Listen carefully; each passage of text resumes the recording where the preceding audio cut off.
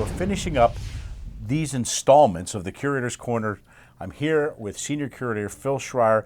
Phil, first you took us down into the museum, into the vault. If that wasn't cool enough, now you snuck us up here into your office. This is so great. Thanks for doing it. And Phil, you're a guy, you have a lot of style, a lot of class. You're ending up this round of the Curator's Corners with style here with Gertrude. This is Gertrude. Tell us about Gertrude, please. Gertrude is my pet. She is a 08-15 Maxim machine gun made during the First World War. In fact, she's dated right here in 1917. Okay. She was made at the Spandau factory in Germany.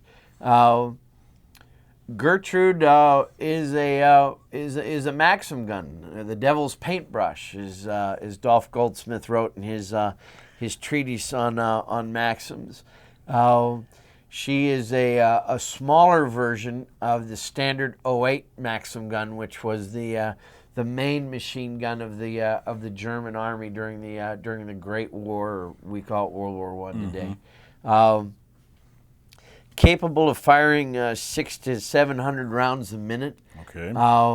She fired the standard 8mm German Mauser round, actually 7.92 millimeter, but we call it 8mm Mauser.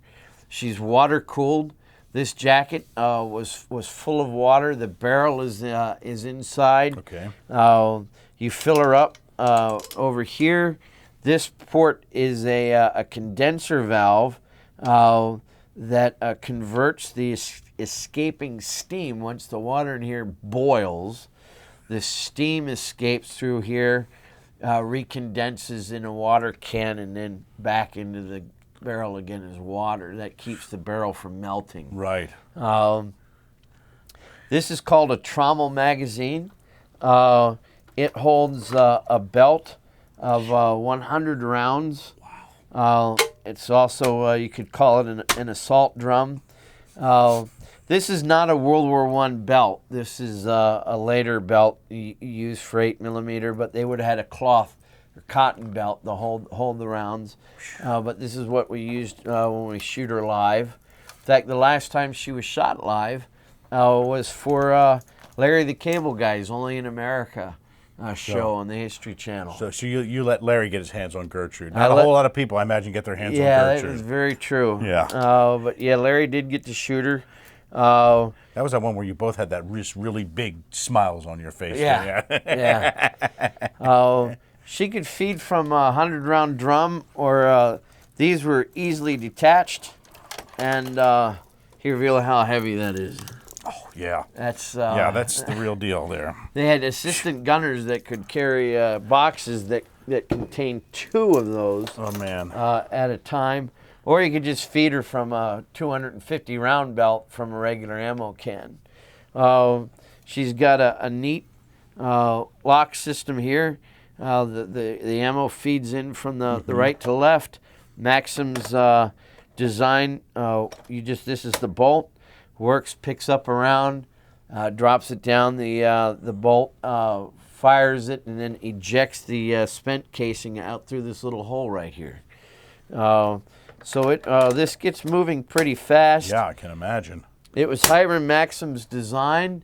Back in the 1880s, he became the first one to design a full automatic machine gun.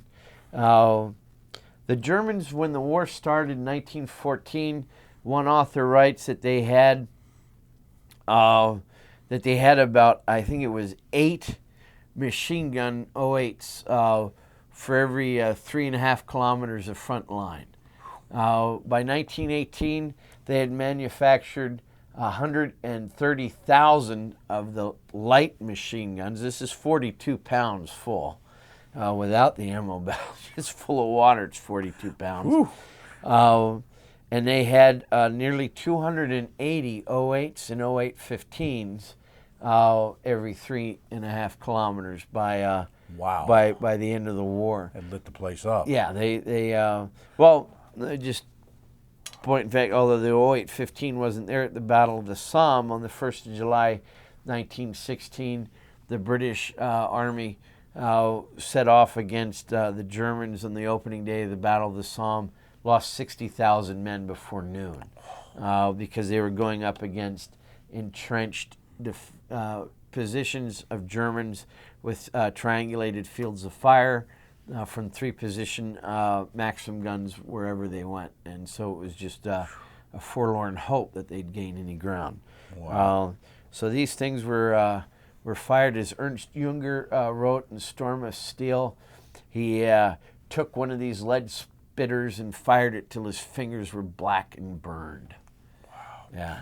Well, thank you for sharing, Gertrude, and it's a wonderful story and a wonderful piece of history here. Another piece of history here available at the National Firearms Museum. And that is open 7 days a week from 9:30 to 5 off the Interstate 66 in Washington, D.C.'s Fairfax County, or on the internet 24/7 at nramuseum.org. So make sure when you stop by the museum here or virtually to say hello to Gertrude. Don't hurt her feelings. Phil, thank you very much for sharing this and so many other treasures here in the museum, in the vault, and in your office here on the Curator's Corner. We thank you, sir. Thank you.